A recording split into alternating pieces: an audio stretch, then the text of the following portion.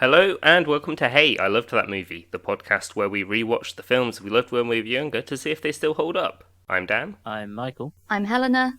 And for this episode, we have a returning guest, the author of the Hunted series. It's Gabriel Bergmoser. Hey guys. Welcome back. Thanks for joining us again. Yeah, thank you for coming back. Thanks for nice having to me see back. you. You're welcome. I feel like before when you guys were doing the intros, I sort of had this brief muscle memory moment from my podcasting days of being like, and I'm Gabe, and then I was like, oh wait, I get a proper introduction. How good is this? Yeah, I realised as soon as we started that we hadn't actually discussed that. So well done. Oh, look, I probably should have remembered from last time, so let's say that one's on me. Well, which movie have you brought to us this week? So I brought Troy to you guys this week, the Brad Pitt starring masterpiece from 2004, I believe.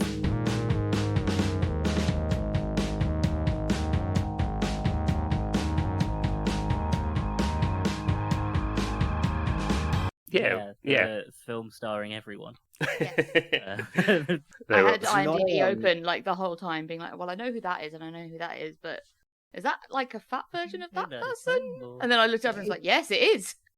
Yes, it's kind of in some ways, rewatching it again the other night, I was like, it is kind of like an Avengers of actors who appeared in epic fantasy or historical films during the 2000s/late 90s. Yeah. So it's really anybody who ever appeared in any kinds of swords and sandals epic is in this film, basically.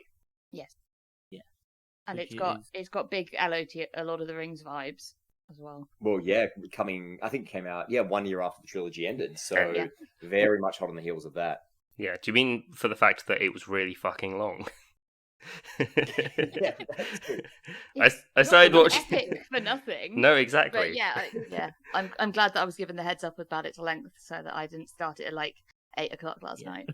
Yeah. It's a funny one because watching it the other night, I was like, there really was this brief period post Lord of the Rings. And I mean, we see this happen in Hollywood again and again. It's kind of this cyclical thing where you have one big success, then everybody hurries to emulate it. And it was that period where pretty much every fantasy property that was flying around was getting a big budget Hollywood treatment. But failing that, people were making all of these big kind of sprawling sort of, not necessarily fantasy, but epics. We saw it in Troy, we saw it with Kingdom of Heaven, we saw it with Alexander, and most of them kind of bombed terribly. And it's really interesting because there was part of me that was watching Troy being like, wow, they really don't make them like they used to. And then another part of me that was like, I kind of see why they don't make them like they used to. It's a good thing. So there's a lot to unpack there. Well, it's typical, isn't it? We have now it'd be 3 movies. But also that goes way back into Cleopatra when that film was made. There were tons of big 8-hour long epics where they had to tell the director, no, cut it down. Because that seems to be the story with all of these. It's the actual film is 3 hours long, and then the director's cut is 4.5. They really had to control the director and tell them what to do. Just on that, the cyclical thing is really interesting because I do think the last time prior to this that the story of Troy was adapted in a big kind of Hollywood, movie adaptation was, I think, the 1956 movie Helen of Troy. And, that would have been smack bang in that era that we were looking at Lawrence of Arabia, looking at Spartacus, Ben-Hur, those kinds of films. So it really does speak and the most recent adaptation of the Troy story was a Netflix series, which kind of, was very much trying to emulate Game of Thrones. So it does kind of feel like every time we have an era of, the epic being realized in one way or another, this story does come back around. And, there's a reason for that. It is a great, classic mythological story, but it does seem like there is a struggle in terms of figuring out how to adapt this one, which is really, really worth unpacking and discussing, I think. Yeah, I actually grew up reading, I was given a book called 100 Greek Myths, which was a storybook for children, and it was one of those ones where you could tell a story each night, and I'm pretty sure it was narrated overall by Homer. He sort of did the bits that tied it together. I mean, I would put money on my mum still having it somewhere, but it was so I was sort of familiar with the Iliad, but in a very gentle kind of less violent way. So while I knew this was going to be a violent historical thing, I was sort of expecting there to be more actual god interference and slightly less violence. I don't know why. I think I just had quite a nice, polished, kid-friendly version in my head and was, oh my goodness. It's a bit gory, isn't it? It is a bit, yeah. I was sort of the same going in. I only knew fragments of the story. So obviously everyone knows about the big horse that they all hide inside, and I knew about like Achilles' heel, but I didn't realize that they were both part of the same story for some reason. So it was quite interesting watching it and being like, oh, okay, this is actually all one thing Yeah, it itself. makes you wait for the horsey bit though, doesn't it? Oh yeah, it does. It like came up at the end, and I was like, oh wow, finally. I want to talk about the horse bit. We can talk about when that comes up properly. Out of curiosity, did you guys watch the theatrical cut or the director's cut? Director's cut, because it was the only one I could find. It was like, I think 3 hours 15 minutes. Yeah. Okay. So in my mind, Troy is one of those cases where there's kind of a narrative around like a lot of these, I guess, historical epics from the early 2000s that were seen as not being as, I guess, creatively successful as somebody might have hoped. And there is a bit of a narrative that a lot of them were saved by the director's cut. You see that in Alexander, you see that with Kingdom of Heaven, which, Kingdom of Heaven was a film that I think was very stunted on release, but has since really been reappraised by the fact that there's this, proper sweeping 4-hour director's cut that really delves into what that film was actually supposed to talk about.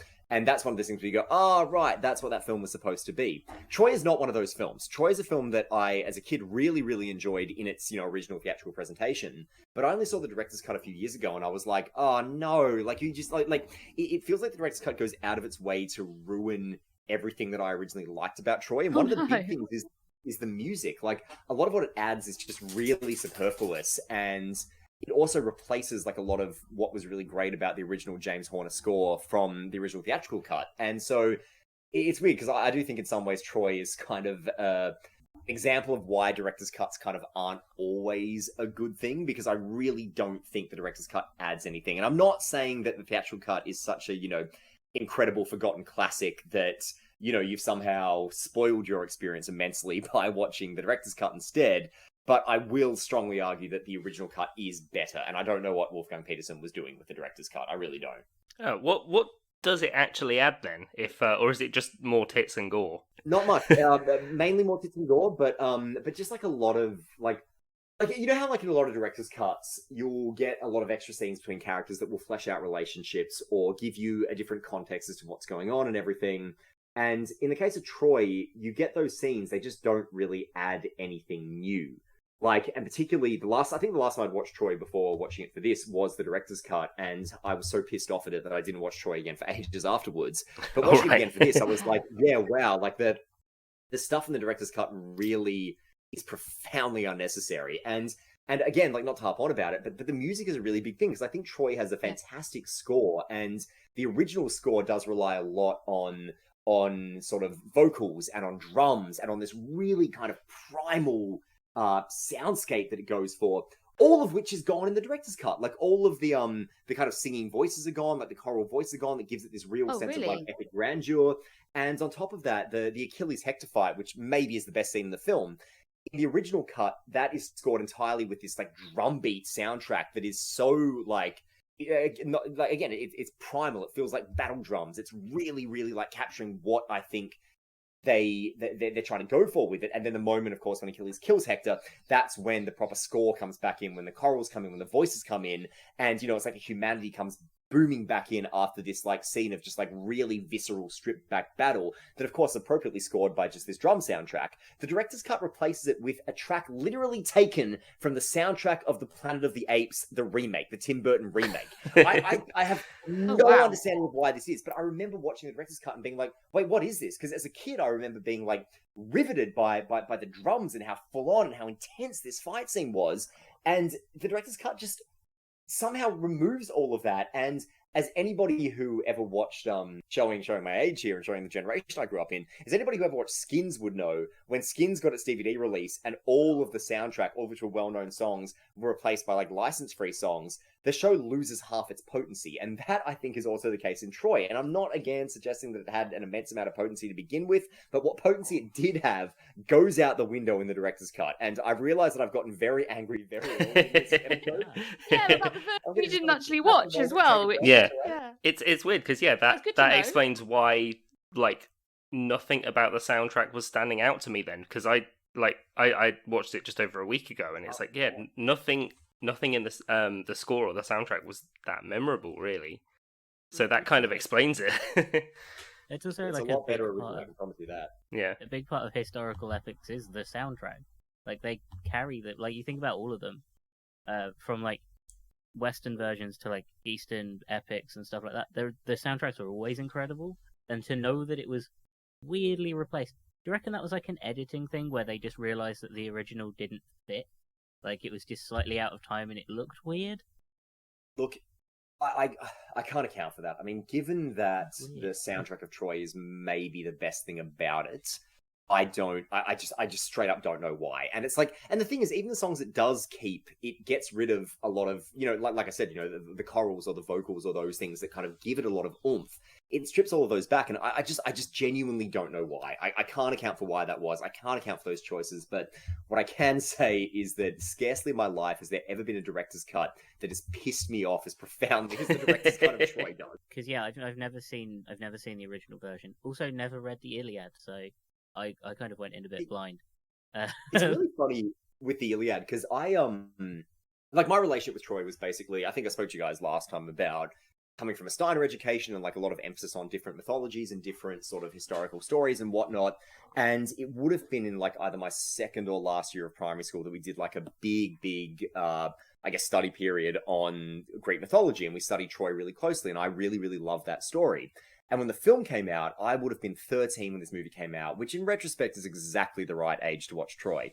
And I adored this movie. Like there was a period in my life where Troy was my favorite movie, and I was thinking about this before I came onto the recording. I was like, it's funny because there seems to be like this handful of movies that I've seen throughout my adolescence and young adulthood where I aggressively believe for a really short period of time that this is the best movie I've ever seen. Like Troy was one, Across the Universe was one, Scott Pilgrim was one, where there was this period where I watched that movie over and over and over again and would obsessively tell anybody who would listen that it was my favorite film. And then after the window of like 6 months or a year, I would almost never watch it again.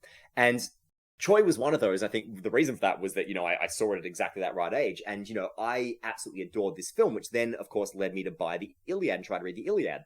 What's really interesting about the Iliad, apart from the prevalence of the gods in the story, which I think we will come to, because I think there's a lot to talk about around that, is the fact that the Iliad only captures a very, very small portion of this story. Like a lot of the stuff that is the most famous about the Troy story, like, for example, the Achilles heel or the horse, the stuff you guys mentioned before, even, the judgment of Paris or Paris stealing Helen, depending on which version of it you read, stealing her, seducing her, whatever it might be, none of that's in it. Like the Iliad largely focuses on Achilles and Agamemnon having their spat over Briseis and Achilles refusing to fight, and then culminates in the Achilles and Hector fight, and then ends with Hector's funeral. That's the end of it. So you don't see Achilles die, you don't see the Trojan horse, you don't see any of that.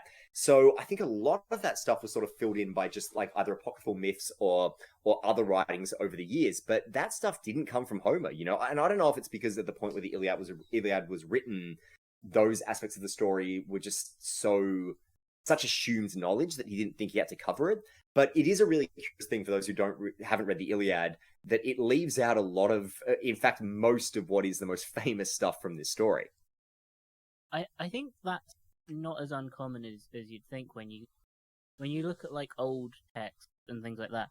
They tend to focus on very big, broad concepts with things like gods and things like that. They very rarely focus on individual humans. They very rarely focus on like the human experience and people. That's the human experience as a like a thing to look at is a relatively new idea in comparison to Iliad. Relatively new. It's very focused on an Achilles and his experience, but yeah, he's also sort of not quite. He's a bit of not God adjacent. His mum's a bit of a god.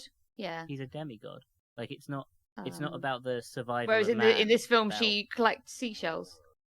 Yeah, she turns up briefly, and that's like part of, I think, the weird identity crisis this movie has, and I think the weird identity crisis that a lot of adaptations of this story have, where it is that question of like to gods or not to gods, because there are kind of really only two ways to do this story. One is to really embrace the Iliad side of it, where the gods are very prevalent, they're very much a part of it, and they are as much calling all the players. shots.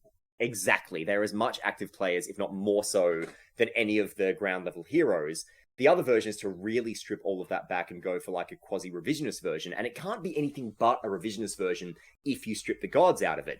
And so Troy, the movie, obviously does veer more heavily on the revisionist side. Like, I always liked the touch when I was a kid that, you know, Achilles gets shot several times by Paris at the end, but the only arrow left in him is the arrow in his heel. And so you can kind of see how the story might have spread, that it was, oh, you know, he could be killed unless he got hit with the heel, and it went from there.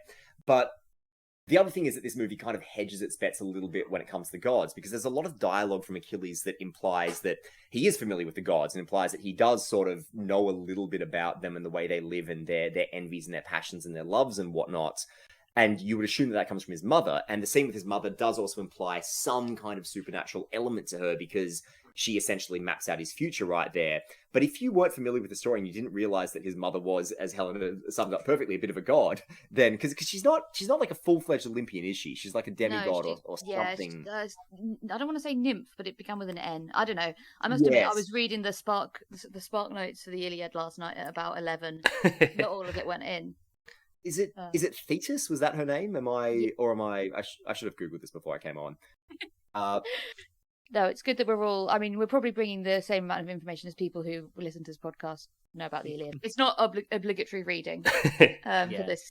But yeah, she sort of, and yeah, she does do this thing, but it comes across as like, if you go and fight, you'll die. If you stay and don't fight, you'll have a pretty normal, wonderful life, but no one will remember you. And she already seems to know which decision she's gonna make. And that knowledge does imply some kind of, you know, foresight or supernatural understanding, which it's weird because it does sit at odds with the rest of the film, which is quite grounded. Yeah, the way they manage it is just that those like the priests who occasionally are just like, well, the gods are going to be really angry with this, the gods are going to do that, but there's never that proof. And then there's obviously Hector sort of spurns the gods. And then he dies, but you wouldn't, I think, without sort of, because they don't show the gods being pissed off like they do in the Iliad, you can sort of safely assume that he died because Achilles is a better fighter than him. Yeah, because the gods willed it. Where it doesn't really show the gods in that, like, all I seem to notice from a lot of it was every time a character was like, we should do this because it's what the gods would want us to do, it turned out to be the wrong thing. Because the priest was always like, the gods want us to go and attack the Greeks while they're sleeping on the shores and set fire to them, or the gods don't want us to burn the giant horse that's definitely not full of dudes. Like, is like, I mean, that's fairly in line with a lot of the Greek myths where the gods are incredibly capricious. You know, like what you assume is going to please them isn't what's going to please them. They'll change their minds, and they're very petty. I mean, famously throughout all the myths, the gods are incredibly petty, and, you know, will throw their favor here and there depending on, you know, who they seem to be taking a shine to that week. Out of curiosity, have any of you guys seen the Netflix series Troy Fall of a City? No, I haven't. No. Okay, so it's interesting. I'm not saying it's worth watching because I don't think it is. But it's thank you for sparing us. Yeah, you're making me kind of want to watch the theatrical cut of this movie at some point, but see if I can find it. Just looking on like the running times. I'm pretty sure I watched the director's cut. So it was I would 3 hours say 5 minutes. Yeah. I would say in that case, if you are going to revisit this story, make it the theatrical cut. Don't make it the Netflix series. But the Netflix series is interesting. Like, it does, you know, it's got a lot of money's gone into it, and the guy who plays Achilles in the series, for example, is fantastic. Like, it really depicts Achilles the way he should be depicted, which is, you know, every bit the noble, egotistical warlord character that he is in this film, but also the fact that him and Patroclus are supposed to be a couple. Like, instead of this film constantly being like, it's his cousin, it's definitely his cousin. We're going to say cousin as much as we possibly can to, you know, avoid the fact that Brad Pitt could ever, God forbid, be playing a gay person. Whereas the Netflix series does embrace that entirely, and the guy who plays Achilles absolutely nails it. And you feel for him in that show, I would say, in a way that you don't really feel for him in this movie. Although I do think there are some really cool, interesting things that Brad Pitt does in this film. But the reason I want to bring up the Netflix series is because this Netflix series does bring in the gods. And that, to me, gives it this, like, even more intense identity crisis than this film has, because it's very much a post Game of Thrones production. I think it came out in 2018, and it's very much trying to capture, like, you know, the brutality and the difficult choice and the moral ambiguity and all of that of Game of Thrones and the grittiness of it, except for the fact that it's got the gods turning up and doing things occasionally, and it doesn't really add a lot to it.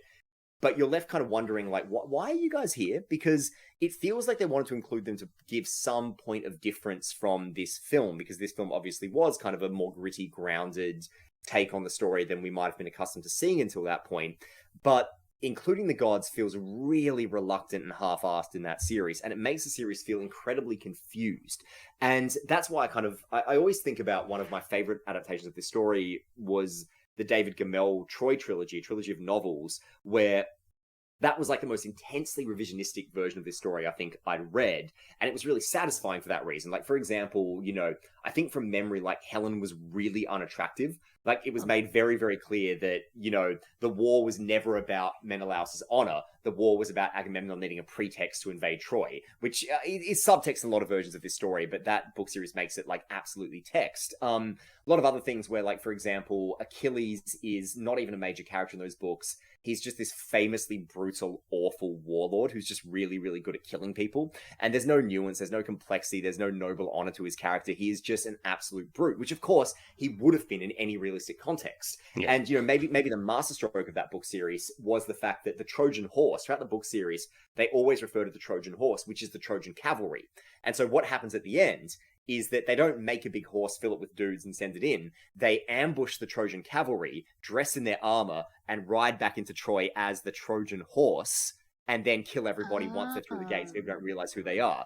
So there's a lot of really clever little things like that. So to me, that book series is kind of the prime example of, you know, how to do a gritty, revisionist, down-to-earth retelling of this story without having to account for things like, you know, the horse full of guys, or Achilles' you know, his heel, or his demigod mother, or any of those things. Whereas then I think you look at, like, I think this threaded the needle more successfully than the Netflix show did, but that was a prime example of something that just absolutely did not know how to have its cake and eat it too, and probably shouldn't have tried, because you don't have to try, but did somehow regardless. And it does sort of, you know, speak to what I think is the fundamental challenge of ever adapting myth, which is, you know, how do you do it in a way that isn't patently ridiculous or doesn't ask you to suspend disbelief to a degree that maybe isn't necessary, like including gods in what can just be a big sweeping epic, you know, swords and sandals story. It reminds me actually when we just previously discussed Prince of Egypt, like the hang-ups that Dan and I had especially was about like the presence of God and having to, you know, the fact that God sort of appears as the bush, as the, you know, the clouds in the sky. That obviously took us out of the story so much that we struggled to go back in. And I think like a very similar thing would have happened, obviously without our own sort of social context that we had with that film, but with showing gods, I think is incredibly difficult to do in film because, you know, I mean maybe Greek gods slightly easier because they sort of take human appearances, but yeah, that suspension of disbelief. How are you supposed to carry off? And also, how are you supposed to then have these people have meaning if whatever they do isn't actually decided by them anyway? Well, I think the other thing there, which is like, I think, well, I suppose what it is that makes the Greek gods so particularly difficult to depict is the fact that of all of the ancient pantheons of gods, I don't think I'm remiss in saying that the Greek gods were A, the most interfering ones when it came to the lives of mortals, and B, the most childish ones. Like, they do not behave like all-knowing deities. They behave like, you know, capricious, unpleasant children. And, they're kind of soap opera level.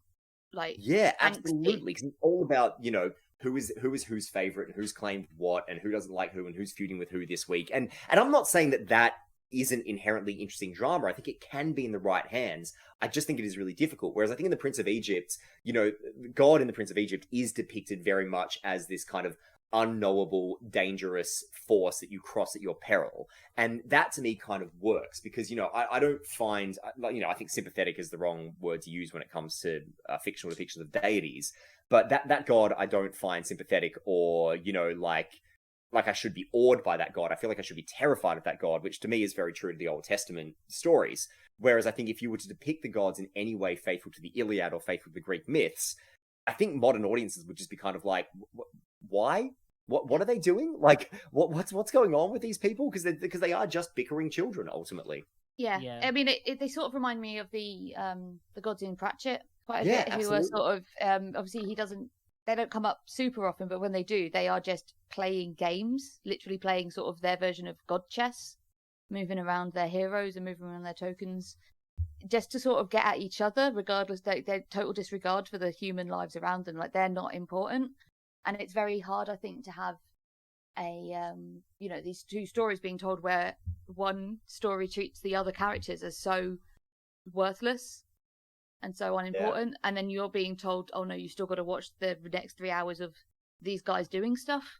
Yeah, when you know that They've been overall told, like, it's not no matter nothing what, to do it's with not up to them. You still got to care about these characters, even though nothing they're doing will happen because will have any meaning because of these much more powerful. It's like collecting stars in Mario Party. Yeah, absolutely.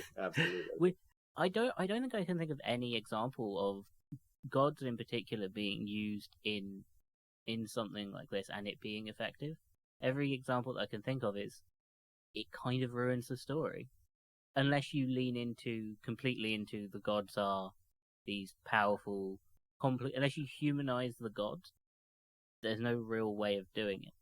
Yeah, or unless maybe the gods in something were like the main characters for that story, and everything Percy else is just Jackson kind of Lightning stuff.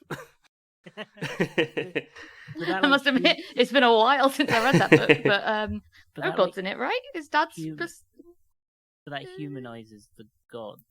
Yeah, it's also not very on does. the same sort of epic scale. Not quite. I did read it in primary school. But I also read 100 Greek myths in primary school, so Yeah. Yeah. I'm just spending the whole time thinking of Russell Crowe as Zeus in the newest Thor movie, and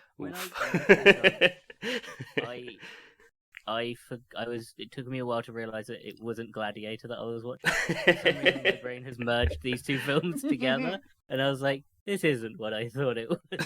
Yeah.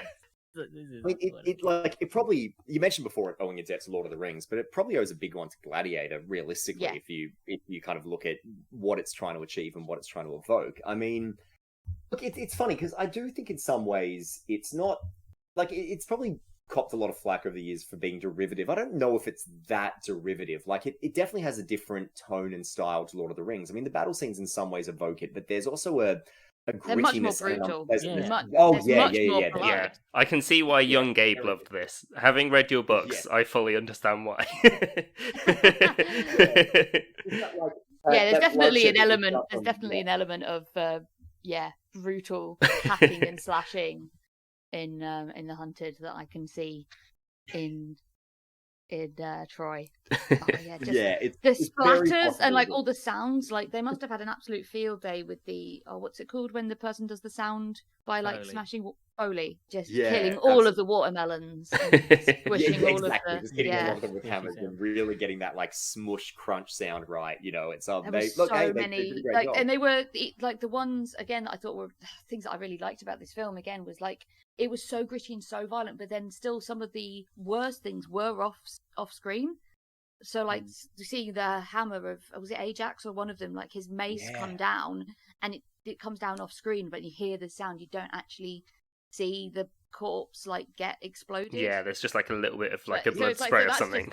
That's just sort of your imagination that has to do the work there, and that's always going to be worse. Probably. It's like the bit that always got me, and I actually think it's like, the more I think about it, the more I think it's like quite a subtly masterful moment, is when, and I remember this being like seared into my head as a kid, it's when Ajax is fighting Hector, and he brings the hammer down on Hector's shield, and it goes through the shield, and you have that shot of Hector like holding the shield, and the the pointed end of the hammer coming through the shield, and it's literally caked in like viscera and gunk and blood, and there's this moment where you subconsciously go, that's what would happen to Hector's skull if he hit him with this. And you don't need to see that hammer caving in somebody's skull to know what it's doing to people and know what's going on and know what an absolute brute and a monster Ajax is. And there are a few little moments like that I really love in this film. There's a lot of like little clever grace notes and things that I don't think it gets enough credit for. Like, for example, one bit that I love because like it affected me viscerally as a child and it affects me viscerally now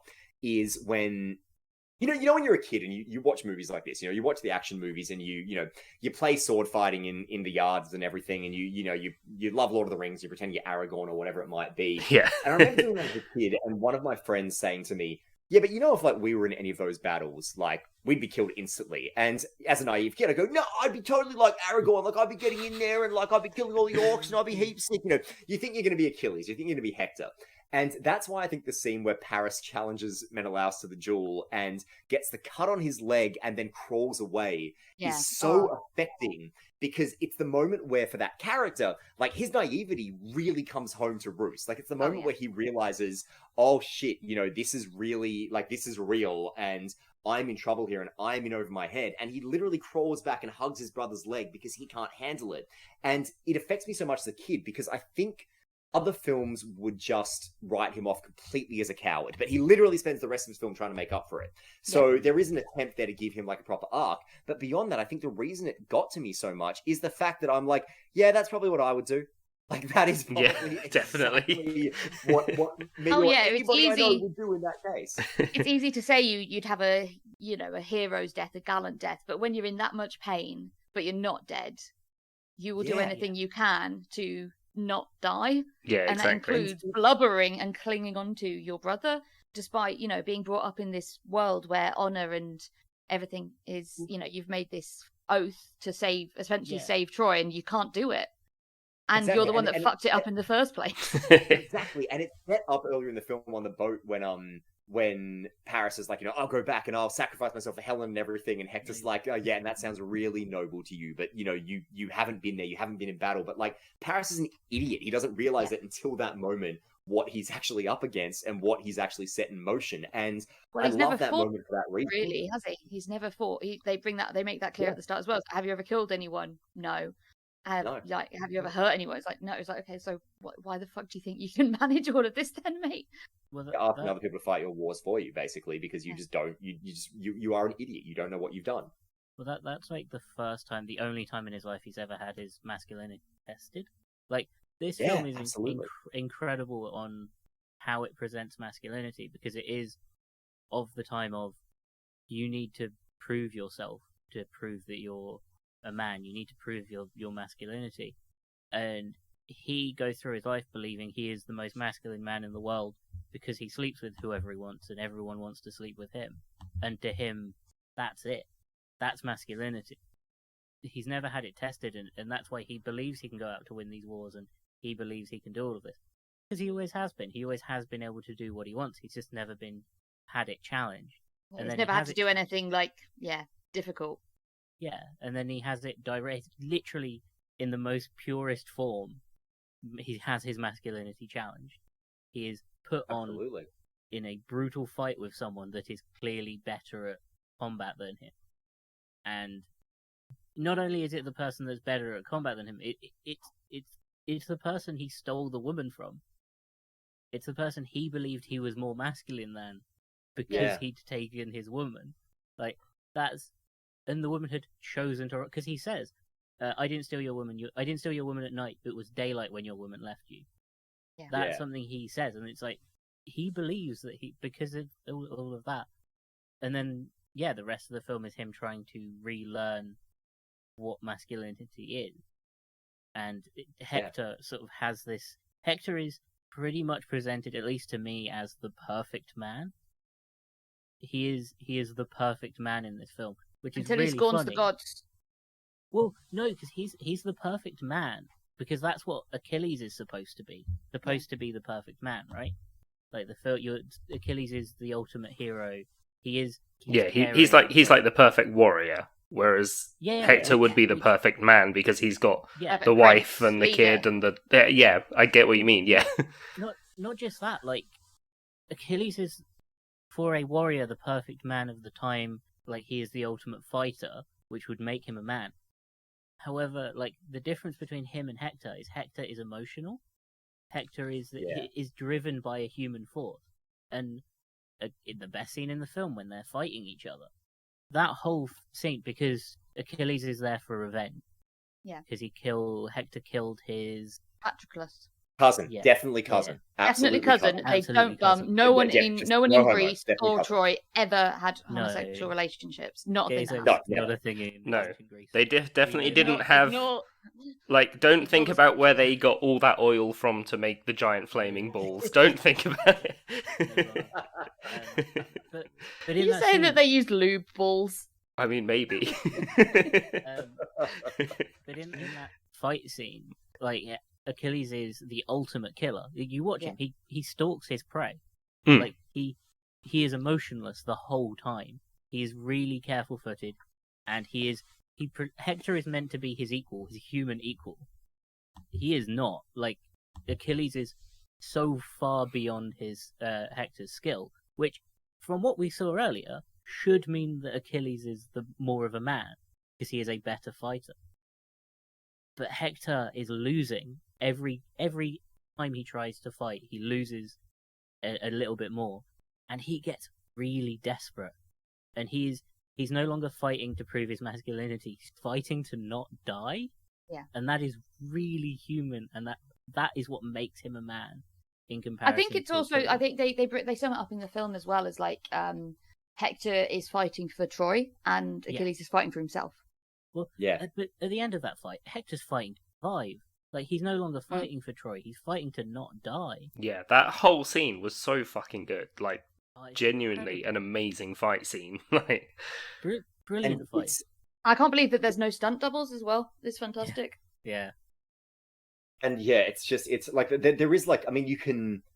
One thing about this movie is that, you know, watching it, I was like, oh god, I do miss, like, you know, just real people, like, actually, like, doing it instead of just like, you know, because if it was made today, you know that it would be like, you know, it would be heaps of CGI and they'd be like backflipping over each other, doing all kinds of stuff, and it would feel weightless and it would feel hollow and it wouldn't feel real. But there is like such a like, I mean, not only do you like I think the sound design is really great with like the sounds of the swords being pulled out and the sounds they make when they're flung through the air and everything. I think that's really memorable. But it's like you feel the metal clash and you feel like the crunch and the impact of every single blow, particularly in that scene. And because the film has gone to such pains to show us how great both of these men are as warriors, and because you do like Hector so much, I mean, I think it is a genuinely fantastic performance from Eric Bana, because, you know, it's you admire him. Oh, you're rooting for him the whole time. Yeah, totally. And you also kind of don't want either to die because you have, you know, it does show the emotional side of Achilles. Yeah, the loving side, like, you know that he loves his cousin, and he's so torn because obviously he knows the reason his cousin died is ultimately his fault. yeah. Because again, it comes back to what. And this is all he can do. His idea of what he can do to right this wrong is revenge. It doesn't make even though him it's happy. his fault. It won't. Yeah, it won't bring practicalists back. It won't, you know, resolve the war. It won't save anyone else. It just brings him that moment of, I've done something to try and right this wrong, and that's like, well, have you though? And I think that's like so beautifully done by the scene. And again, it's like one of those things that one of those little things about this movie that I kind of go, yeah, you know, it pops a lot of flack, and a lot of that flack is fair enough. But I do think there are certain things it does that I really like. And one thing, you know, that I find very moving is the scene where like after the fight, where Achilles is wrapping Hector's body to give it back to Priam, and he breaks down and cries over Hector's body, and that thing where he goes, "I'll see you soon, my brother." And it's that moment where you realize he's won nothing from this. This really hasn't, you know, he hasn't.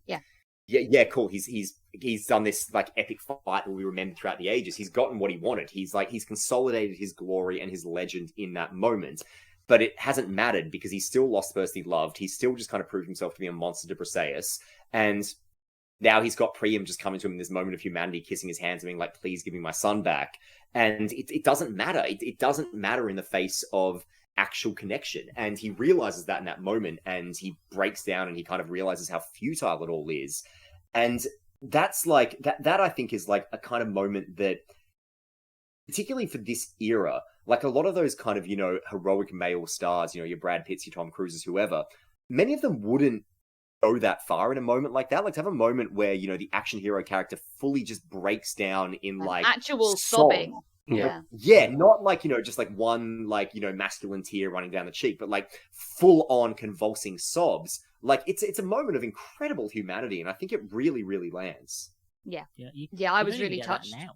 Yeah, no, You yeah, don't really get like the man figure actively like being that emotion. yeah. That much remorse and that much guilt, just all like literally coming out in floods, and it just makes it. It makes the Trojan horse and obviously him the fight at the end sting that much more, because you feel acutely that betrayal of Priam and of Troy when they agree to, we're going to have this truce for 12 days to do the funeral, and that he, like, Achilles does believe that this guy Hector deserves a proper funeral and the proper 12 days, and it's that hit as well of, well, is it 12? We have 12 days of funeral, and it's like, oh, so do we? And he realized, okay, actually, it's pretty much the same people, really, aren't we? Yeah, it's the same gods, it's the same, same culture. It, like, they really, the fighting is just over. It's just power. It's just over land. That's all. Yeah, it it's is. just The whole land. fight is over land. Yeah, it's the Greeks wanting to also have Troy as well as everything else they have, right? Yeah. Yeah, it's Agamemnon being power hungry. They use the women as a reason. Yeah. They use the women as yeah. Oh yeah, no, it's like, and that it's never really about Helen. No. Also very pleased that such a great myth has such a great name. Even Menelaus like recognizes that, like when he says when Agamemnon basically says to him before the Paris fight, I didn't come here for your wife, and Menelaus is like, okay, well, let me get what I want, which is like basically to prove my masculinity by killing the guy who stole her, and then you can just attack them and betray them right after that, then we both get what we want. It's very, very clear from the start that Agamemnon does not care about Helen in the slightest. Yeah, well, it basically says how convenient it is at the start, like when after his brothers come and said, please come, and he's like, yeah, what a useful little thing this Paris boy's done for us. Yeah. I do find Paris such a weirdly jarring name in this, just because it doesn't sound Greek anymore, does it? It's just capital city of France. Whereas everyone else is like, Patroclus and all the other like names. And Achilles and Agamemnon. Yeah. Helen's a really interesting character, because much like every woman in the film at this point, had very little like autonomy. Yes. Which is frustrating. But there is like really interesting during the fight with Paris. When he breaks down and cries, Helena definitely regrets the decision that she made. Yeah, I think she regrets it from the moment she's on the boat. But there's watching Paris go from what she considers a man, the fantasy of him, not the actual him, and then she gets to see the actual him, and I think she regrets she realizes it's not worth it for this man. I don't know. Got that Romeo Juliet thing where they're both essentially children. Yeah, no. 100%. There is also that, just to slightly counter that, there is that scene after the fight when she's stitching him up, and he's basically bemoaning the fact that he's failed and he's embarrassed himself and everything. And she's like, I don't want a warrior. She's like, I want someone I can grow old with. I lived with a warrior for all those years with Menelaus. And, that scene, the fight scene between Menelaus and Paris is such a brutal reality, because he's facing off against someone who is this huge, hulking brute of a man. And that is the reality for whom most warriors would have been back then. Like Achilles has this sort of glorified idea of it. Hector does it because he has to, and because he doesn't fight because he wants to fight. He fights because that's what he has to do. He's Hector. He's defending his city. That's it.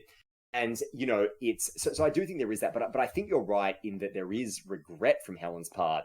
But I think that regret plays out through the film when you see her try to leave. You see all of that. You see the moments where she tries to escape, and I think that's the moment where she goes, "Well, if Paris dies here, what's the point? Like, not only have I lost Paris, but all of these other people have lost their lives. All of these other, all these other fatherless children, all these other widowed mothers and everything, and that's on me. And on top of that, I might have lost Paris as well. Like, I do think Diane Kruger does quite a good job of like showing throughout the film how much pain and regret and remorse there is from Helen. And if anything, I do just kind of wish that the film had found a bit more space for like a bit more of an arc for her, because for the first, like, cause I'd kind of forgotten before I rewatched it the other night, like how much she actually has to play in terms of how much the whole thing pains her and tortures her. But then in the second half of the film, she does kind of just sort of recede into the background a little bit. And I know that's partly the shape of the story as it was originally written, because Helen is the inciting incident, but doesn't really do a lot after that. But I would kind of have liked it if she'd been given a little more meat in the back half of the film, you know? They changed enough of other stuff they could have given. Well, I mean, they change her outcome, because doesn't she... Yeah.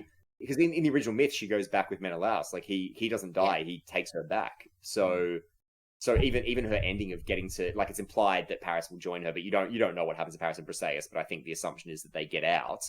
And that changes their stories as well, because Paris dies in the original story as well, and I don't remember what happens to Briseis in the original. I think she might go back with Agamemnon. I just straight up don't remember.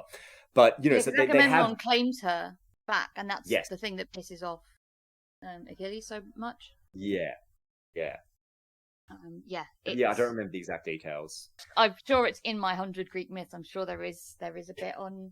Somewhere in there, God, but gosh. None of us are masters on the classics. We don't know that much. I just know.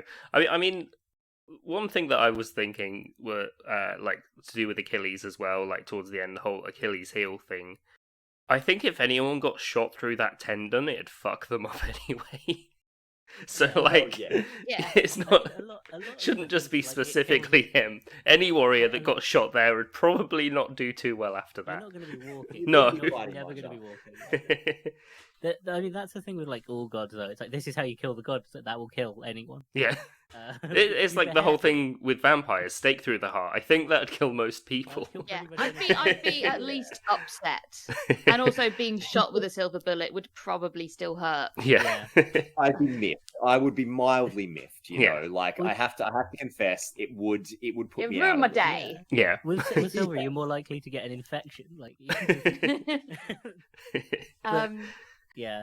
Can we talk about the horse? Because the whole film feels like the reveal of the horse feels like something that they would use, like the techniques of they talk about it and then there's like the big sweeping shot up to the horse. Feels like the same techniques they use to present like a new character in the MCU.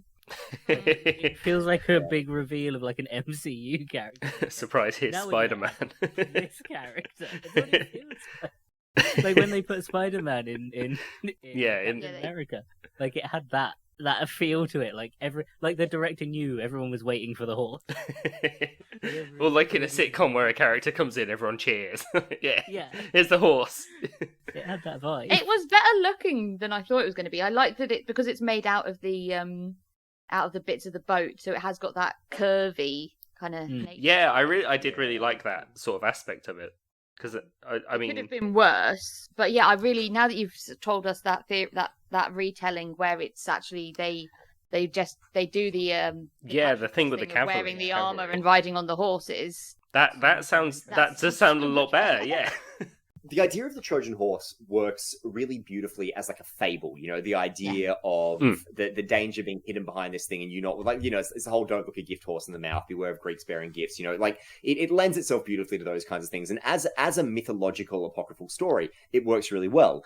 In a largely realistic retelling, or you know, comparatively realistic retelling to some of the other ones, you do kind of watch it and you go, there's almost like a faint embarrassment, I think, to this film, to how it handles the horse, because it's kind of like everything else they've sort of pared back so much that it's kind of like, you do need to work a little bit harder to justify why nobody except for Paris is like, do you want to maybe look inside the horse? Like, Paris is like, burn the thing. It's like, do it. Why is this horse snoring? The thing is, it's like, even Paris saying burn it, I'm like, if he's advocating to burn it, he must have an idea of why the horse is bad news. Yeah. And there aren't that many logical ideas other than maybe there's some guys in there and maybe we should investigate that. Yeah. So that's kind of why I think, you know, if you are going for like a big sweeping mythological tale where, you know, emotional logic takes place over logic, then yeah, I can see doing the horse traditionally and doing it that way. And I think there's a way to make it work. However, I do think I do think the horse in this film jars, and the David Gemmell take of ambushing the cavalry and using that, something like that I think would have worked really, really well, because there's a logic to it and it feels like it belongs in this world. Or alternatively, work a little bit harder to really play up the idea that it's like, maybe you set up early in the film that, oh my god, I'm going full movie maintenance here, I'm so sorry. Yeah. And maybe, That's what we do. We've basically just stolen your old podcast. Most of the films we get to the end of them, we go, we could have done this better. Yeah. So... well, that was It could have been the premise of my job for 3 years. So, but, if maybe you set up early in the film, maybe you set up the idea that it's like, if you lose a battle, you leave a gift, that's a tradition or something. Or you set up the fact that it's like, the Trojans are so devout to like horses and everything, they can be blinded by that. Or, I'm not saying any of those are perfect solutions, but I'm just saying do something with it, something to kind of ground it a bit more, because it does feel not particularly thought through in the context of a film that seems to be going for a more gritty, grounded, realistic take on this story. Yeah, even the conversation they have, it felt like they were it felt like the writers were desperately trying to find a reason for the people to want the horse. Oh, yeah, they're like, quick, say it's the gods. The gods want it. It's cool. Although normally the gods want a sacrifice, so burn the horse. But it's a reverse sacrifice. You get the horse. Yeah. It's really hard. Like they very much rely on the fact that everyone's just so excited to see the damn horse. The one bit of Greek myth that everyone remembers, that they'll just let it slide. Like, if they did the cavalry thing, you reckon it would have been disappointing in the film to not get? Nah, I'd have been really satisfied to have the Trojan horse be something that actually makes a bit of sense. Yeah, definitely. And that's the thing. It's like it's kind of harkens back to what a lot of what we were saying with the Prince of Egypt. Like, where there are aspects of like I think it was in that episode somebody suggested the fact that it's like when they go and they cross the Red Sea, or they before they part the Red Sea, it's like, well, what were you planning on doing if you didn't part the Red Sea? Yeah. They get there and it's like, now what?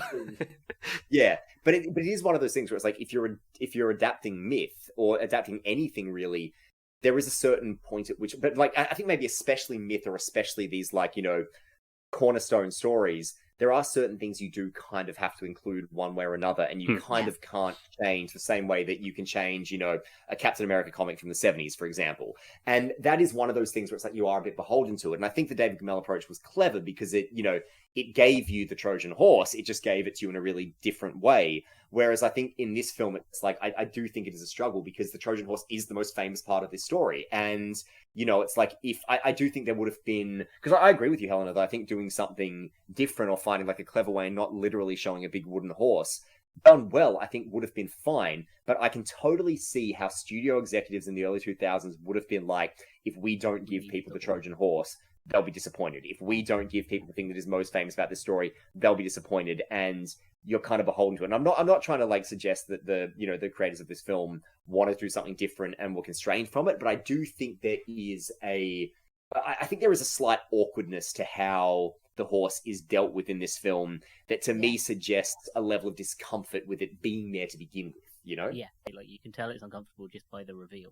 Yeah. Like, it was revealed. Nothing else in the film is revealed that way. Yeah. Yeah, even Achilles isn't revealed that way. Oh, Achilles is revealed wonderfully, though. If you're part of the pun. An idea that I had would echo very much the Lord of the Rings, is have the Trojan horse instead be a really scary, terrifying battering ram. Yeah, something Grond. that actually get through. Big Grond.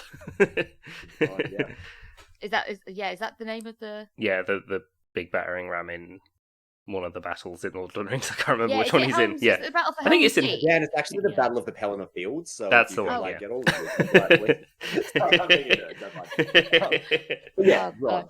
I've just disappointed my mother so much. Yeah, I think like that could be a way. So it's like because the whole idea of having it full of men being sneaky just doesn't, because there's nothing bloody sneaky about the way these people fight.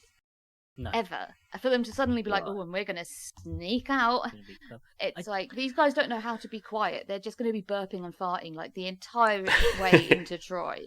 Yeah. I think if they had, to like do the whole movement and thing, if they'd like presented them as being good strategists early on, then it would have worked. Mm. But yeah, because they're essentially brute force.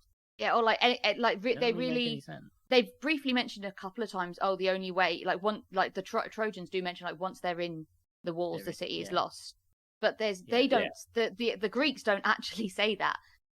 They just keep keep on keeping on, trying to do this siege, which is like it's just like if they'd had a little bit more strategy instead of what do we get is like Agamemnon stabbing the map. Yeah.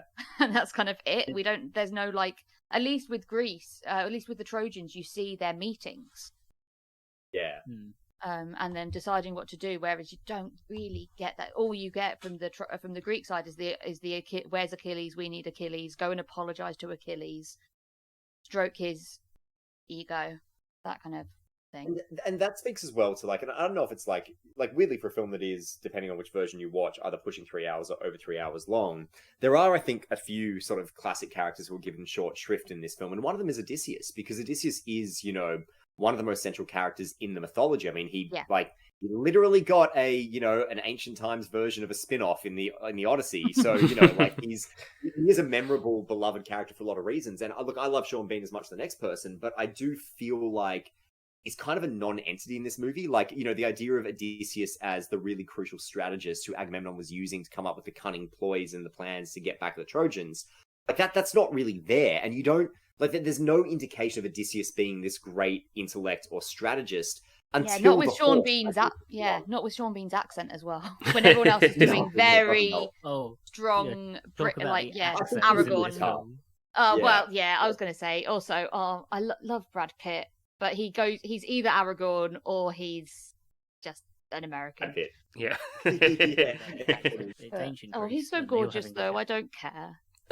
He's just so nice to look at. This film is very, very aesthetically pleasing. I think if you can look past the accent issue with Brad Pitt, it's a really good performance. He's really good as Achilles. Yeah, and pretty much everyone. Like across the board, the performances are like, and even and I think I've said this before, but like whoever had the idea of casting Brian Cox and Brendan Gleeson as brothers, like genius. Because and I love both of those actors. They're both among my favorite actors, and just watching the two of them just absolutely chow down on scenery throughout this film is such a delight. Because like Brian Cox, I love Brian Cox anyway, because you read any interview with him, and the fact that he is this like classically trained actor who just does not give a fuck. Like, what was that great quote where like somebody asked him recently about method acting, and he just cut them off, and he was like, "No, I'm too old, I'm too tired, I'm too talented for any of that shit." Like, he just does not care. And I love the fact that he just doesn't take himself that seriously. He just gets in there, he just does the job, and you can tell that he's relishing this the same way that he like relishes pretty much any role you put him in. And it's the same with Brendan Gleeson. Like they're both like, for a film that does sort of, incidentally, given that it was written by David Benioff, a film that does sort of veer into that Game of Thrones, I don't know what side we're on aspect, particularly when it comes to the Achilles and the Hector fight, I do think a shortcoming of the film is the fact that Agamemnon and Menelaus are such one-dimensional villains.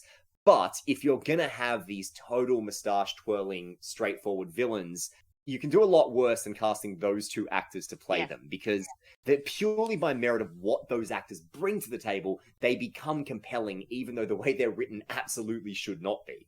Yeah, they like everyone in this film was great, because it's Eric Bana is Hector, and Legolas is Paris.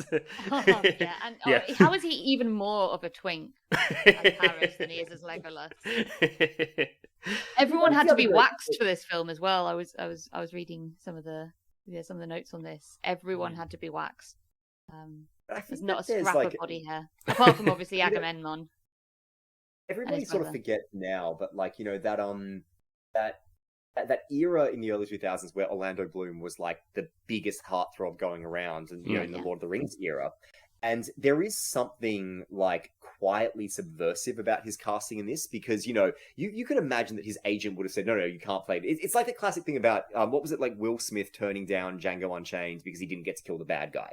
He was like, no, King Schultz kills the bad guy. I want to do that, and he refused to do. And he refused to do it because he didn't get to kill the bad guy. Or like the stories you hear in the Fast and Furious films, where like like Vin Diesel's manager, who I think is his sister, like comes in and makes sure that nobody punches him more than he punches them. Or the fact that none they've of got them like a go out point and system or fight. something. Yeah, Yeah, but also the thing where it's like, the Vin Diesel is in Furious 7, like the Vin Diesel Jason Statham fight, where like technically Jason Statham doesn't lose because what's the line is like, you forgot the first rule of a street fight. The street always wins. Then the ground just conveniently collapses under Jason Statham. So that conveniently nobody loses the fight. But you can just tell that, like, particularly in the early 2000s, like Orlando Bloom on the cusp of superstardom, there was some agent who would have been saying to him, you cannot take this role because it's going to completely fly out the window, like any credibility you have as an action star, because the character is such a wuss. But he did it anyway, and there is something bold and subversive about the fact that literally coming off Legolas, he did a role that is not flattering for him at all. Yeah. There is something, quite... And the fact that And he literally throws uses himself bow and into arrow- it. He is ugly crying. Totally. Totally. And, like, and that's the thing, it's like, it's not a secret that Orlando Bloom is not the greatest actor in the world, but I do think that in this role, he's perfect. Like, he's perfect for this part because he totally is convincing as the kid who thinks he is, the epitome of, like, charming warrior masculinity, but who's never actually been faced with that. And then when he's confronted with it, he doesn't know how to deal with it because, of course, he doesn't, because he's never been in that situation before and he's totally unprepared for it. And I think that he was spot on casting in this particular role in this particular film. Yeah, definitely. Yeah, 100%. He plays the pretty boy because that's what the character is. Pretty boy. Totally. Yeah. Absolutely, it was. Pretty idiot. And like he even says, like, Orlando Bloom did make a statement on like what he thinks of Paris, and he was like, yeah, he's just a total pathetic idiot. Like he knew what he was getting into, and he knew and it's I'm really glad he did it because, like, yeah, he does capture it so it's so convincing that you can tell he knows he's pretty, but he doesn't realize that he's all theory, no practice when it comes to the actual hard stuff. Thinking about it, that character, that kind of like horrifically pathetic person, doesn't really exist in films that much. It's not a nice one. It's not a nice one to play. No, but like, that's what I mean. Is it because actors don't want to play it? Well, I think it's largely that, but I would also go a step further and say that character who is, and I do think that there is, and this goes into like territory that we'd have to take another 3 hours to discuss. Yeah. But like from a creative standpoint, I'm seeing a lot right now where I do think that we have in our entertainment there is a certain puritanism that has crept back into it, where there is an unwillingness to deal with grey areas or deal with ambiguity anymore. Yes. And I think that characters like Paris can still exist. Ooh. They won't be pretty boys. They won't be cast by actors who are as big as Orlando Bloom was in the early 2000s. They won't be Timothée Chalamet now. No, they certainly, like Timothée Chalamet would not do this, and they certainly will not get a redemption arc. They certainly will not be allowed to be as unflattering as this, but also still be allowed to still be sympathetic. And I think that this does speak to this weird shift that we've seen where, and I think that the best way to encapsulate it is to look at the run of Game of Thrones, where you go in the early seasons of Game of Thrones, it was all about the moral ambiguity. It was all about the grey areas. It was all about the heroes doing bad things and the villains doing good things. And by the end, and that's why the finale with Daenerys was so jarring, was because by the final 3 seasons, any semblance of moral ambiguity had gone out the window, and you had the good guys and you had the bad guys, and that was it. Whereas, like, I think if the show had actually stuck to its guns and, not just basically adopted all the trappings of essentially classic high fantasy in its final 3 seasons, which, to be fair, I genuinely don't blame the writers for, because they ran out of the source material and they were not doing the assignment they signed up for. But that is why Daenerys' about turn, which I think in the books will probably work fine, because it will be built up to and it will still feel like it's ever getting written. Well, okay.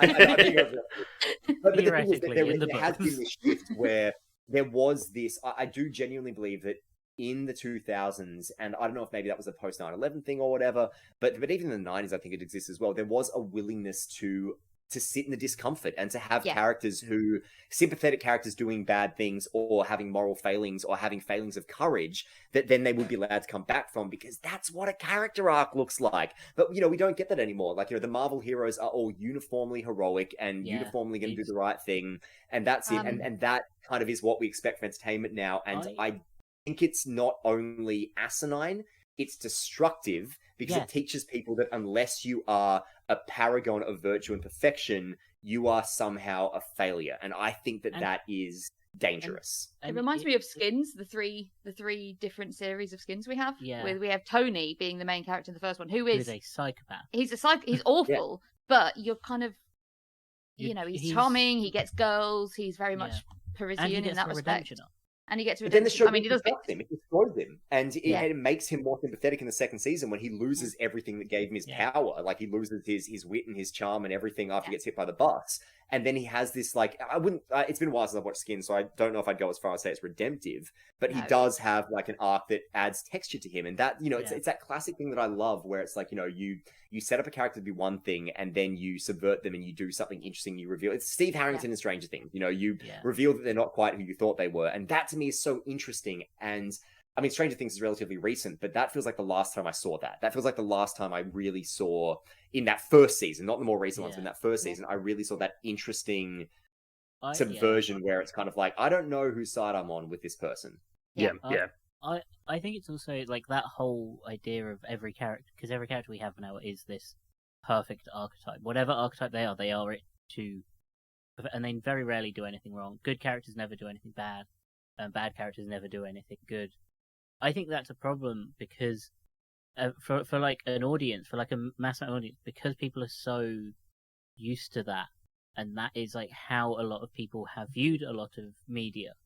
Whenever there is a character written that goes against it, there is such a backlash of like, this character wouldn't be like this. They shouldn't be like this. It's bad. Mm-hmm. It's like, no, characters are meant to make that, because you get it with the latest Game of Thrones series. They're like vaguely making bad decisions. Like, the good characters are vaguely being morally grey, and people are reacting really negatively to it. Is this the House of Dragons stuff? Yeah. It's like, let them be. Let these good characters make bad decisions. You get a much more interesting story out of it. Yeah, hubris and people being like that is such a huge part of Greek storytelling that we've just been like, nah, not anymore. Because it's I call it the Disneyfication of media, where everything is being made with kids in mind. Even if kids aren't meant to be watching it, everything is made to be that sort of like, we can't go too far this way or this way. It's meant to be branded. I think that's also down to the reason that happened so much in the 2000s and not now is how much money was in Hollywood. Like, you can't just make films anymore like they used to. And someone pointed out, I forgot who it was, but there was an actor talking about it, about how DVD sales were so important to how many films got made, and how films in the 2000s were designed to be rewatched because they had to sell on DVD because they just didn't make as much money in the cinema. Whereas now, films are designed to make as much money as they can in the cinema because they just don't make money after that. And I think that's also a problem, because you can't have these like bits that you missed and like the complex character stuff, because you have to understand it as soon as you see it. Yeah, because then I suppose it's just all streaming and that these days, isn't it? Yeah. So no one's going out buying, people aren't buying stuff as much. I mean, you can't, like something like, say, Stranger Things or whatever it might be, like even like The Mandalorian or something that's, on a streaming service, like, that people have that streaming service because they want that show, or that show is a value element for why people would have that streaming service. But, you can't probably measure, like, Stranger Things, I'm sure there's like merchandise and everything, but like, does Stranger Things make money in and of itself the same way that a TV show or movie used to with DVD sales and stuff? Like no, it's an added value element on Netflix that is a reason you might have Netflix. But the show itself, its popularity might bring more people to it, but it's not generating revenue itself. It's just keeping your subscribers there. So I think that's a really interesting point. And it's like, and I think that there is a, I guess it brings me back to The Last Jedi. I always think about like I think The Last Jedi has kind of, in a lot of ways, broken what people want from or what studios will commit to in blockbusters. Because I love that film, but the backlash to it was so severe. It was bad. So much of it was, and so much of it was down to the fact that it depicted Luke Skywalker as human. And you had so many people being like, no, he's supposed to be this big hero. And I think part of that was because people grew up sort of... And the thing is, go back and watch the original trilogy again. Luke Skywalker is not an unimpeachable hero. He gives up so easily. He's like, he has an arc and he overcomes that, and that's what makes him good. But I think The Last Jedi feels like a very logical continuation of that arc. But people sort of lashed out. People really hated that. And so I think that's made studios really, really gun-shy. But then on the other hand, it's like with Game of Thrones, you've had people often on the other side of the political aisle well, getting really upset at characters doing bad things in the original run and getting very loud on social media about it. And that sort of led to, Game of Thrones being quite scared to have that same moral ambiguity. And that's what I found really refreshing about House of the Dragon. I don't give a shit about any of those characters, but at least they're making, interesting, dark, compelling choices. And the fact of it is, it's like George R. R. Martin is just so powerful that he's just like, no, I'm going to write it the way I want to write it. And, to me, it's like, well, if you don't like characters making morally ambiguous choices, don't watch the show. But I think that said, that is more baked into the fabric of something like Game of Thrones than it is something like Star Wars. But, I will always mourn the future that Star Wars might have had if people had just been a little bit more receptive to the slightly ambiguous, slightly less kind of, glowing version of their heroes that The Last Jedi offered. Because, I think it offered the most interesting version of Star Wars we've seen since George Lucas's days. But, I think the studios are just going to be way too gun-shy to ever try that again. Like, it was... I really enjoyed it because it brought something different. And like you were saying about the Luke Skywalker thing, it reminds me of how everyone was always like, oh, Boba Fett's the most amazing character. I want him in loads of stuff. He's barely in the movies. It's people's imaginations of playing with the toys that make him that great. So then when that almost Boba like Fett... nostalgia. Yeah. Weird, that, isn't it? Yeah. Yeah. And it's like... Yeah, their ideas of this character, like having these awesome adventures outside of it, means that no matter what they did with some sort of actual Boba Fett TV show, it's going to be a disappointment. Yeah. Just like Flubber. Yep. But and then you look at every Star Wars film that was kind of made after that. It's all made with spectacle. It's all made with like huge nonsensical twists that they put every ounce of effort into hiding from the audience. Like, the actors don't get full scripts anymore because of that. Yeah. And then you end up with these like dramatic twists that are cool when you watch it the first time, but they don't make any sense and they're not good for the story. Like I can't even tell if it's a joke with the Emperor Palpatine. Yeah, right. Yeah, in the last one. Yeah. When I first heard that, I was like, "Oh, that's funny. That's clearly like." I thought that was a joke. Yeah. I thought that was like someone was like, "This is how stupid Star Wars was going." And it was like, "No, that's real." I was like, "Oh." No. Yeah, because the thing that was really annoying with that was in The Last Jedi. It's kind of like it doesn't matter. Anyone can be special. Anyone can be a hero. Yeah. Yeah. And then in Rise of Skywalker, they're like, "No, the Force is stored in the balls." Yeah. Oh god. Anyway, we've gone on a big tangent. We'll rage. Yes, I was going to say this is not. Star Wars makes me angry nowadays. I haven't watched enough of it to know. So Solo movie. So for Troy, I started talking about how modern films are bad, and I'm like, yes, thank you. I want to talk about this. No one listens to me when I talk about this anymore. So I guess with Troy, did it hold up for you to your memories of watching it? And then what would you give it out of 10? Like, how many dudes in a horse would you give this? Look, honestly, I really, really enjoyed rewatching it the other night, I have to say. And it's funny because I've fluctuated on this film over the years because like I said, I watched it to the point of wearing the DVD out when I was about 13, 14, and then I sort of very, very abruptly stopped. I guess I kind of grew out of it. And then I think I remember revisiting it like late in high school and being a bit like, oh no, this sucks, and being really down on it and then leaving it for another few years. And then for another few years there, it kind of became an ironic drunk watch movie. It's like there's one of my best mates and I, like whenever we, have a few beers, we'll always end up watching either Troy or Revenge of the Sith. And, and we just kind of laugh along and quote, or Jaws, but Jaws is actually a great movie.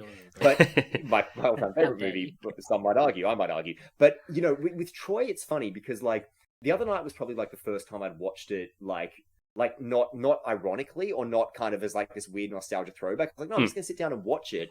And I was really taken aback by and I didn't even expect to watch all of it because it was quite late. I was like, I had an early start the next day. I was like, look, I'll watch half of that. I might watch the other half the next night. And I sat and I watched all of it and I went to bed thinking about it. And I was like, you know what? Like, it's flawed. It's got problems. There are some parts that need to be developed more. There are some parts that, it definitely, you can tell where either the interest of the filmmakers or the studio were directing people to put things. There's some aspects that don't hold up today. But overall, I think it's a really ambitious movie that really swings for the fences, and they really don't make it like that anymore. And I think some of Troy's failings might be part of that. But overall, in terms of how much I enjoyed it, I'll give it 7 out of 10. I think. I hadn't seen it before, and I just didn't know what to expect because I was kind of expecting it to be, I guess, cheesier. I was expecting it to be a bit more like, I don't know. I think the most recent sort of gladiator-esque film I could think of was when one of the Avengers, no, one of the Thor, Ragnarok. Is it Ragnarok? The one where he's fighting the Hulk. Yeah, in Ragnarok. I was expecting a sort of gladiator-esque, sort of a bit cheesy, a bit more. I don't know why I was expecting that because it doesn't set it up to be like that at all. But I was expecting it to be more current Hollywood. Yeah, more 300 maybe. Yeah, definitely.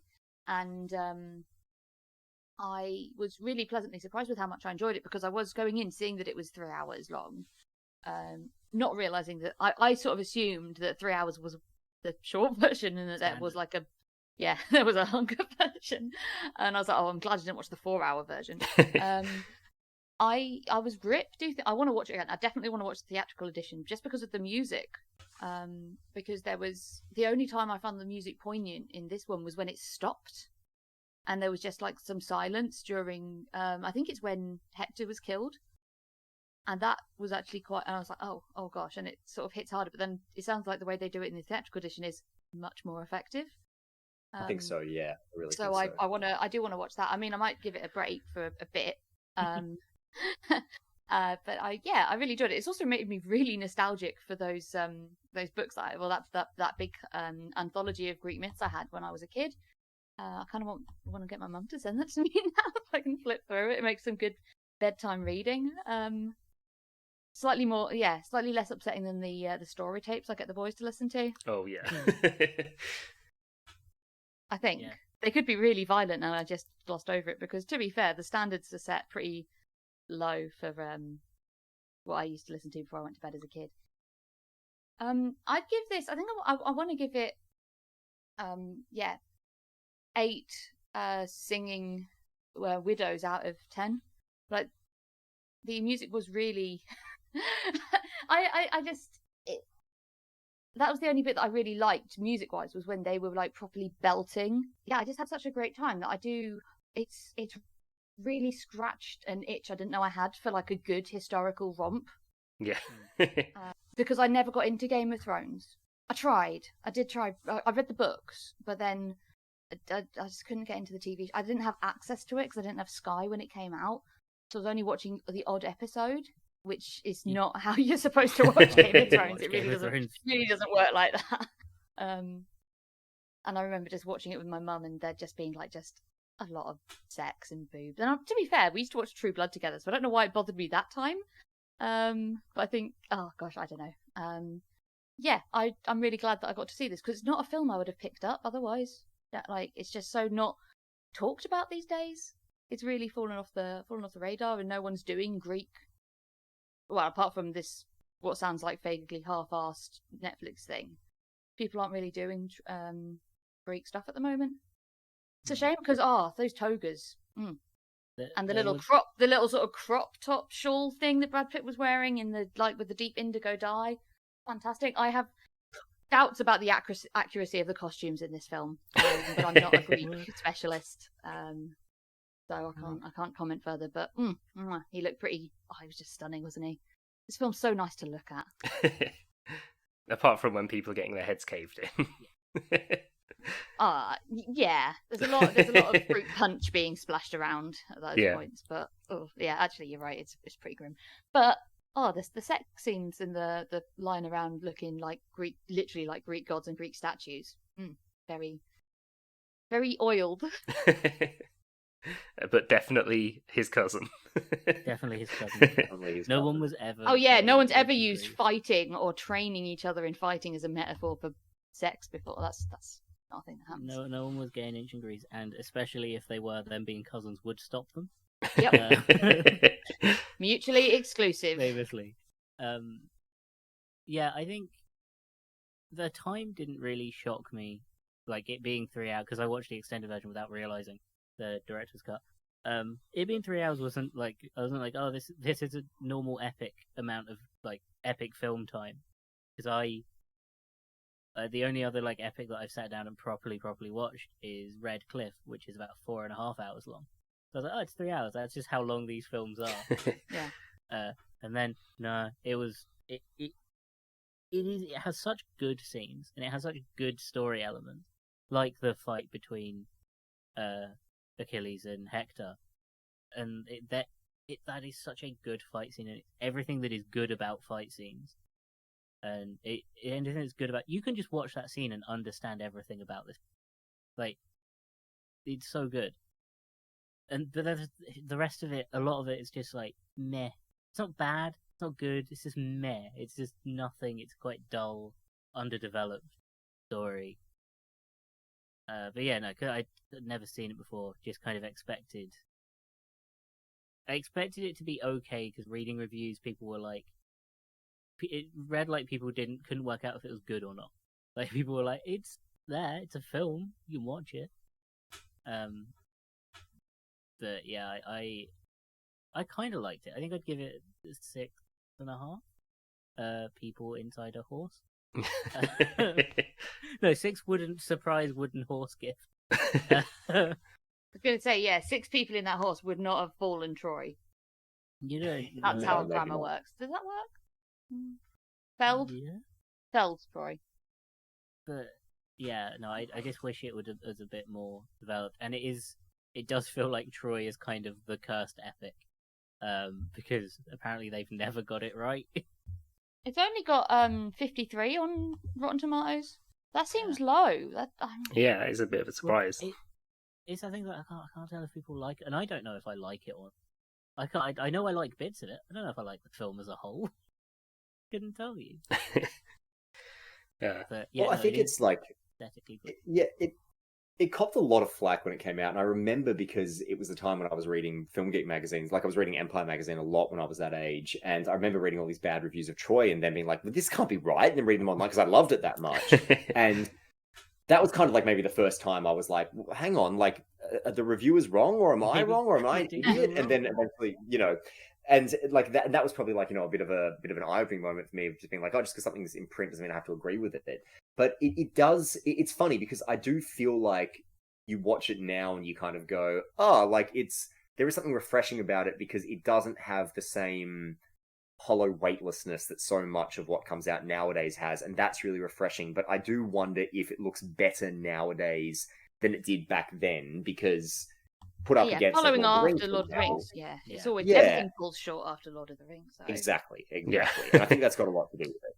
Yeah, I hadn't seen this either. I think I'm glad that you brought it to us all, Gabe, because yeah, like I'm kind of surprised none of us had seen it at least once. Or I can't imagine it being on TV because it'd last all fucking like day. 10 hours Yeah. long. Without notice, it'd be like 10 hours long. Yeah, it could have been on the B, but could have been. Yeah. But yeah, probably after Watershed, so I wouldn't have seen it. Yeah, I did enjoy this actually. I would be interested in watching the theatrical cut at some point, but not just Need a yet. break. Yeah, but yeah, I'd probably give this 7 out of 10 Trojan rabbit sheds from Monty Python. Yeah, it was a good time. I get there was a lot of kind of, it seemed to be kind of like, here's a big battle, here's a lull. We're going to have a big battle again, and then here's a bit of a lull, and then just like a bit of a back and forth. But yeah, it was Is a it good a good time. idea to have a fight? No, let's fight. Yeah, but the gods say we should. Okay, let's do it. Let's make great big burning balls of fire and ambush the Greeks Oh, at that night. was a fantastic Yeah. scene, though. That was so well shot. It was. And- Those fireballs were brilliant Yeah, it and like terrifying. it You was. think, Yeah, well, you could dodge a massive flaming ball coming towards you, but they're like, but there's so many yeah. that you really can't. Yeah.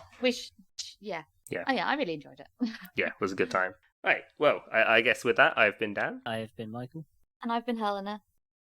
And I've been Gabe. Thanks for having me again. Yeah, thank you for going back. It's been great. Thank you for Having bringing you me on. this Yeah. film. I feel like I've been on a bit of a journey because, like, I don't know. It's like I've always kind of seen like my like nostalgic love of Troy as like slightly embarrassing. Like it's not like something like The Prince of Egypt where I will go into bat for that film any day of the week. Like with Troy, there is part of me that's a bit just like, maybe just because I was a kid, so it's like, because I was a kid and I saw it differently. But like hearing the fact that you guys really enjoyed it, having not seen it before, or enjoyed it to a degree, having not seen it before, has made me go, maybe you're like maybe people are too hard on this film. Maybe they're not. Maybe they are. Maybe it's just all subjective. Yeah. But it has been really nice to hear that. I'm like, maybe I'm not alone in liking this one. Yeah. Maybe we Even though I collectively have recognize that it is very flawed in many ways. It's far from a perfect movie, but I think it's a good time. I think it is a really, really good. Yeah, no, definitely. I think it made some bad choices, but it made a lot of good choices in the way it told the story, and it did keep me engaged. And I have a pretty short attention span as well, so like that's for the director's cut and all, like pretty impressive at this point. I normally, I struggle to get through a 20-minute episode of Is It Cake? I do like when you come on, Gabe, because we get nice and analytical, and that's nice to break up. We watched Charlie's Angels recently, and you can't really be analytical. Well, I can't imagine there's a huge amount to dig into there. Well, if I come back again, I'll choose something really frothy, and we'll see how we go.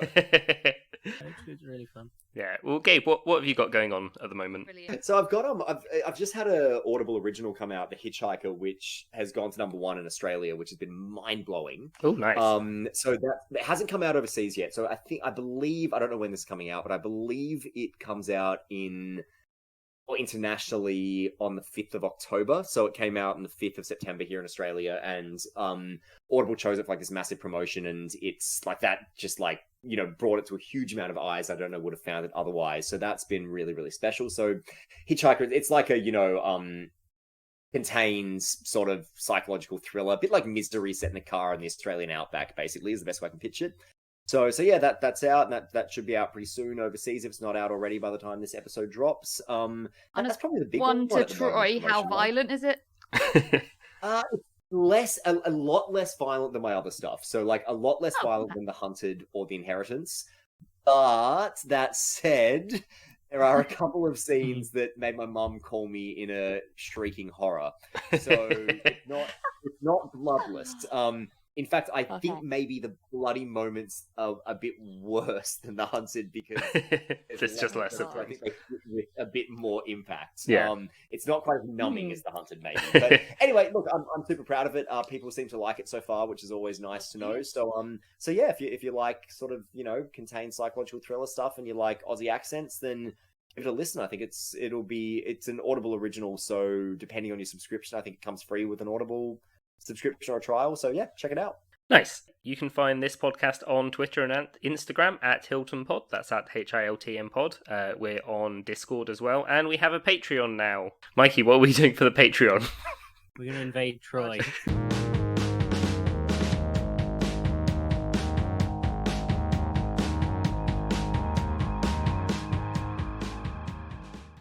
That story being told as... Sorry, my dog's... What are you doing? He's rolling around on the bed and he's shaking and making noises. Anyway, loves attention.